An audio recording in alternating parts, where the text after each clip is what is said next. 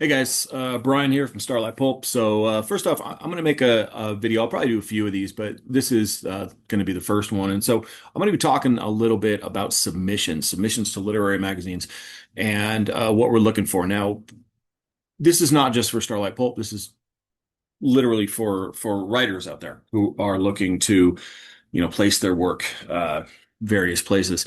And I think that I have certainly not a unique perspective, but an interesting one at least, in that I have been able to. I've published many stories, poems, and the like over the years. So just to give you some brief background. I was just like a lot of you writers out there, to just pounding the pavement, sending off as much as I could. In fact, I go all the way back to the days where we were stuffing envelopes with self-addressed stamped envelopes. Some of you will remember those, into these envelopes that were sometimes that thick, with stories and poems, and you had to make sure you had enough postage on them, all that kind of stuff, right? Anyways, long past that for the most part, but I've been a writer where I was submitting for a good 20 years, various literary magazines, everything from Paris Review and the New Yorker to New Orleans Review to much smaller independent zines, that kind of thing. And then obviously a lot of poetry mags, which are oftentimes smaller independent zines anyway. And now I'm the executive editor of Starlight Pulp. I worked at the Southern California Anthology for years when I was working on my master's, and now I'm the head editor with Starlight Pulp. We put out a review. This is number 7, right here. This will be out in January, and pre-orders are available now. But anyway, that's got 15 stories, and we publish everything under the Pulp umbrella. But again, this is not just about Starlight. So here's what I want to talk to you about. As a writer, there's so many different things that you have to take into account when you're doing this stuff, right? So number one is this. I'm going to talk tonight about some tips from the editor, uh, as an editor. Then I'm going to talk about some tips for the writer in particular, and then talk a little bit about fit as well. Okay. So number one is this, tips from the editor. Number one of the things I wish I knew when I was uh, a writer sending everything off is number one, do not make the editor's job harder. Okay. Every single time we run one of these, I have to read literally myself and Jake, who's our associate editor, we have to read hundreds of short stories, and we have to do it in a span of 2 months. And we then need to get the issue out 2 months later. It's that fast, for us. Our reading period is September, October. We make decisions October, November. We get a proof copies out in December, or February, March, same thing, out in June, right? Very quick. So first off, we don't have time for line edits. We're not here to edit every single line of what you turn in. The expectation is that when you turn something in, it's going to be in good shape when it comes into us. Okay. Secondly, formatting tips. All right. Do not send things in that make the editor's job harder. I can't tell you how many submissions we receive through Submittable or Dual Soma or whoever online vendor, online platform is used. We get so many that the entire story is on the left margin. Nothing's indented. The paragraphs aren't indented. Dialogue isn't indented. When have you ever in a bookstore walked into a bookstore, looked at a book, everything was on the left margin? Never. I'm going to answer that for you. Never. Okay. Don't make us do that. Do that. Just edit it like you would normally see a story. You, the last thing you want to do is make the editor's job harder. You wrote a story. You put a lot of work, a lot of craft, a lot of passion, and everything else into it, which is fantastic. Okay. And we want to give that the absolute most truthful and honest reading that we can. And when I see a story that's 25, 27, 35 pages, whatever it might be, and everything's on the left margin, my first thought is, oh, okay, so you're going to make me do all this. Right? So just you guys know what books look like. You're all readers. We're all writers. Okay? Have them look like that when they come in. Secondly, for us, and this is not for anybody else. This is for us. Each literary magazine works a little bit differently, right? But for us, the the earlier the better. Now, it doesn't mean if you submit something late, it's not going to be accepted. That's not true at all. But I can tell you 100% that the early submissions create the tenor for the issue that we are putting together. And what that means is that in the first maybe 20, 30, 40 submissions we get, we're probably going to accept somewhere in the neighborhood of, who knows, 2 to 5, right? Something like that. Maybe not even that high, but you never know. And those are what I oftentimes refer to as anchor pieces, meaning that they are the ones that kind of set the tone for the issue. Meaning that if you get it in early, because we read them in chronological order, right? So if our reading period is August, September, and we start, say, a couple weeks in, we never start immediately. A couple weeks in, say it's August 15th, we're reading the ones from August 1st, 2nd, 3rd, whatever. Those ones have the most best opportunity to really kind of set the tone for the issue. And that is a very important thing because the interesting part is then the ones that we're reading in late September, the tone for the issue has already been set by the early ones, right? So all of a sudden it becomes about fit. Now I'll get to fit a little bit later, but the point is that earlier the better for us. Now there are some literary magazines that have kind of a rolling submission period, right? And obviously for them it's different. Like if you're going to say Mystery Tribune or Alfred Hitchcock or what have you, then generally speaking you can submit anytime all year long, and that's fine, and that works for them. So that same thing might not apply, but for us, that is the way it works. And the last thing I want to touch on really quickly with this particular platform is don't ever get down. Okay, don't get down. I can't tell you how many times I've been rejected. It is just astonishing.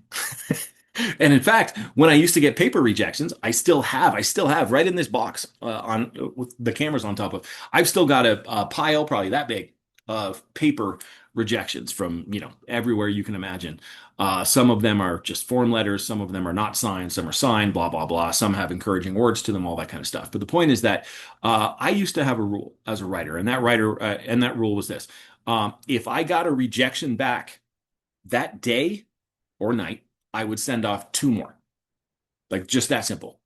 If it got rejected, fuck it, goes to 2 more. I can't tell you that that's the best system in the world. I'm just telling you that's what I did. Okay. So those are some things from an editing standpoint. Now, from a writing standpoint, you'll hear oftentimes people say, always look to prior issues, right? Get a prior issue, buy a prior issue. Now, first off, of course, as somebody who's a publisher, we would love for you to buy our issues. Yes, please do. Okay. Go to starlightpulp.com, buy the books, of course. But I also realize that very, very few writers are going to do that. I know I almost never did, right?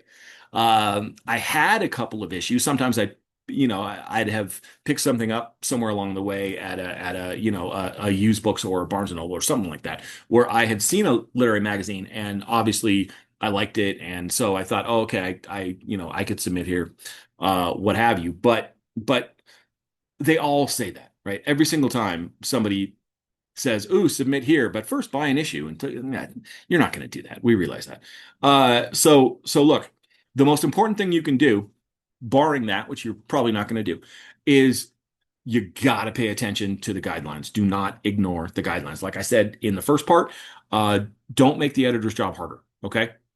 Don't ignore the guidelines. And sometimes the guidelines are super annoying. They're not for us. We don't do much. We essentially say, you know, turn in your work, format it as if a normal short story would be formatted.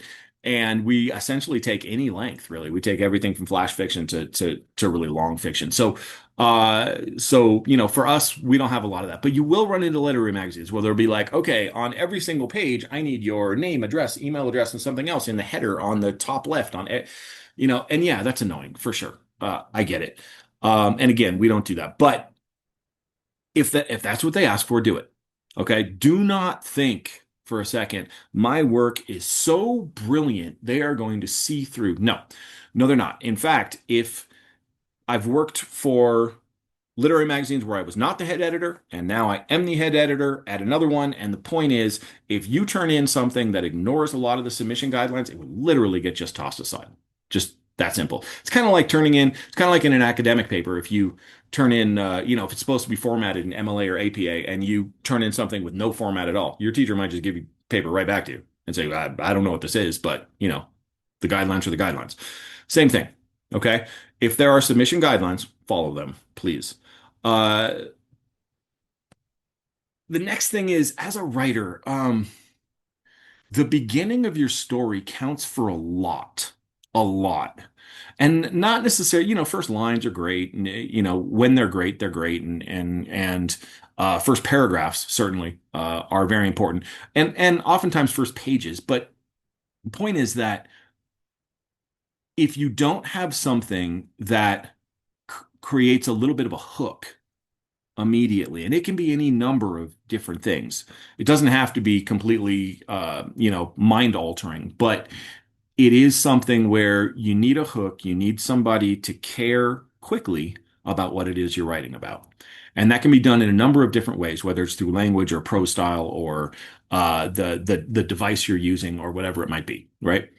Um, there was a story we published by Robert J. Binney a couple issues ago, and it was one of those stories. Like I mentioned, it was one of the first submissions.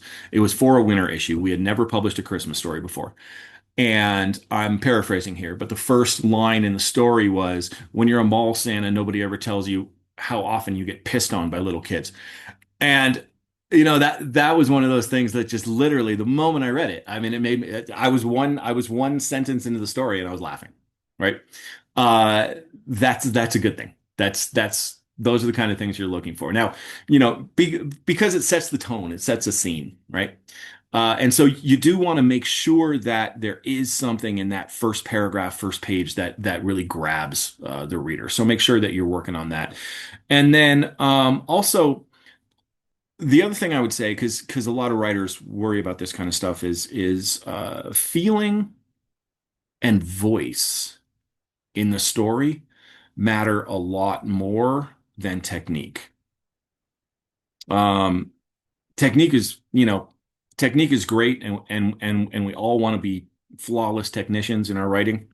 But if you make me care about the story and the characters, that matters way more than the technique you write it with. Okay. So just always remember that.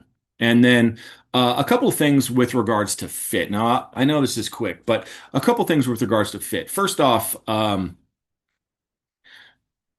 we we put issues together a certain way because we're a little different than somebody, say, like Mystery Tribune, for example. Okay. Mystery Tribune puts a bunch of mysteries together. That's all they do. They just do mysteries.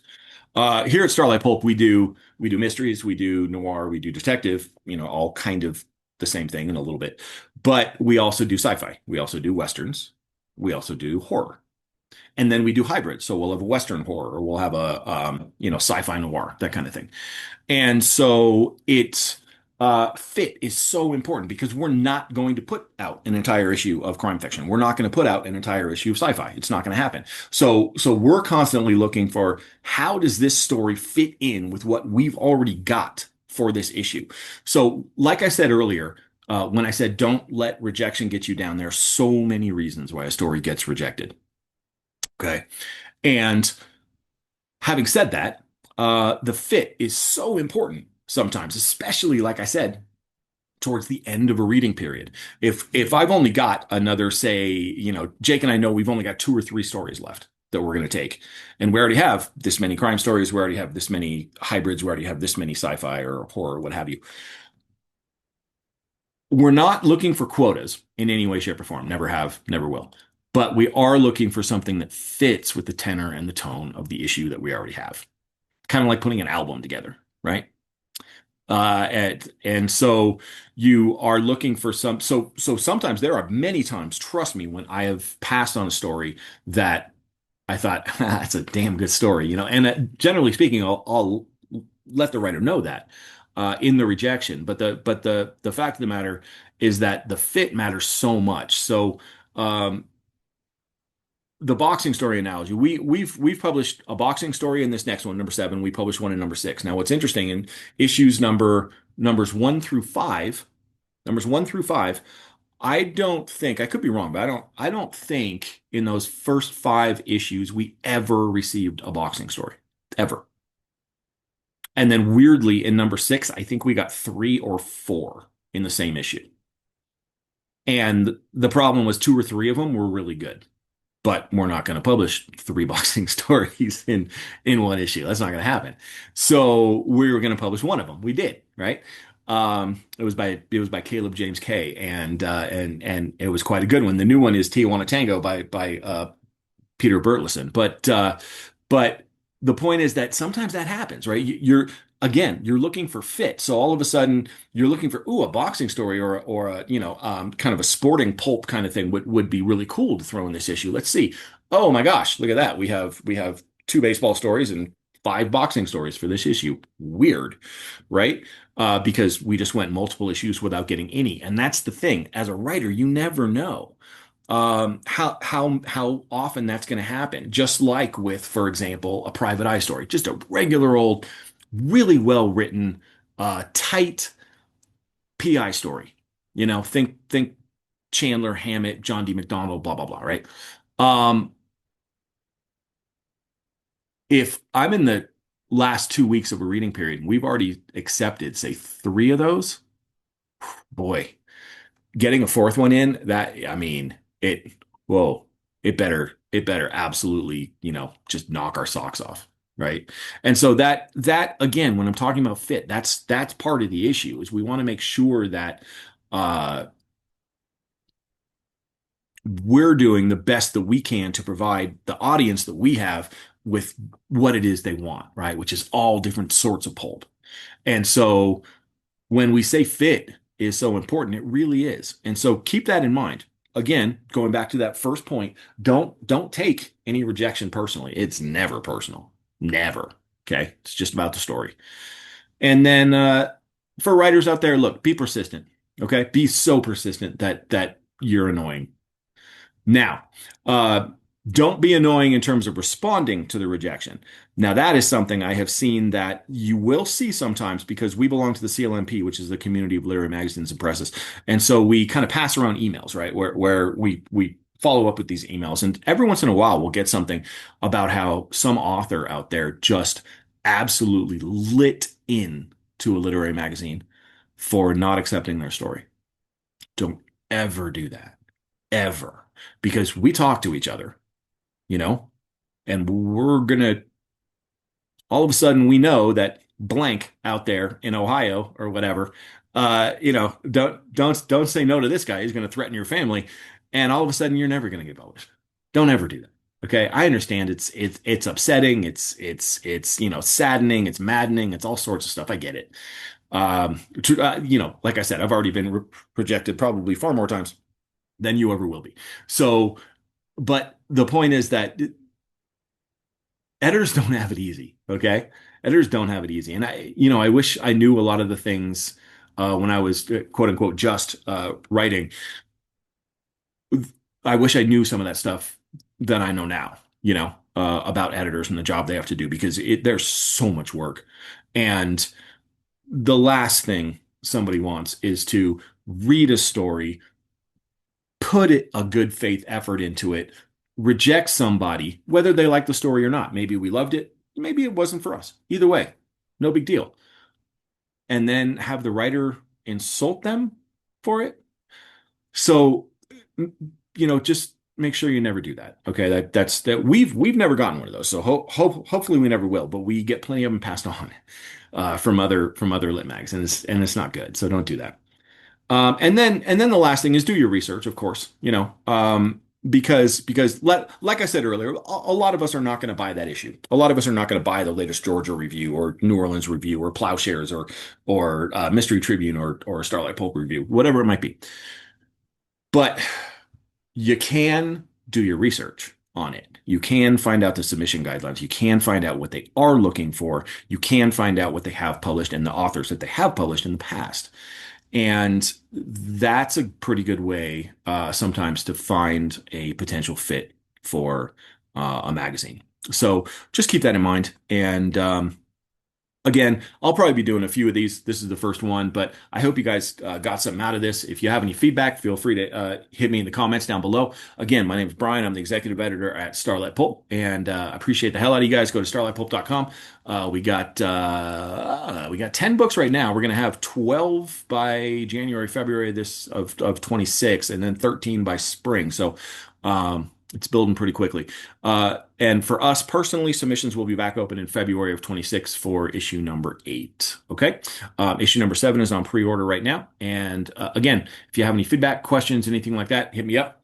Editor at starlightpulp.com is my email. And yeah, appreciate you guys. Thanks.